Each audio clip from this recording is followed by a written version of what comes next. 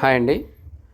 మన ఇల్లు ఎంత అందంగా ఉంటే మనం ఇంట్లో పూజించే పూజా మందిరం కూడా అంతే అందంగా ఉండాలని మన ఇంట్లో లేడీస్ అనుకుంటూ ఉంటారు.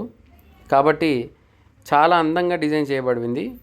విత్ ప్రొఫైల్ గ్లాస్ తోటి ఫ్లూటెడ్ గ్లాసులన్నీ ఇచ్చి మొత్తం అంతా ప్యానలింగ్ చేసి చూసినట్టయితే complete profile doors with bells ఇచ్చామండి.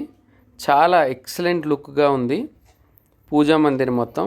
మన ఇల్లు ఎంత అందంగా ఉంటే పూజా మందిర్ అంత అందంగా ఉండాలి. చూసినట్లయితే మనం ఒకసారి లోపల కూడా చూద్దాం. మనం ఒకసారి డోర్స్ ఓపెన్ చేసి చూసుకుంటే కనుక లోపల సిఎన్సి కటింగ్ ఇచ్చామండి.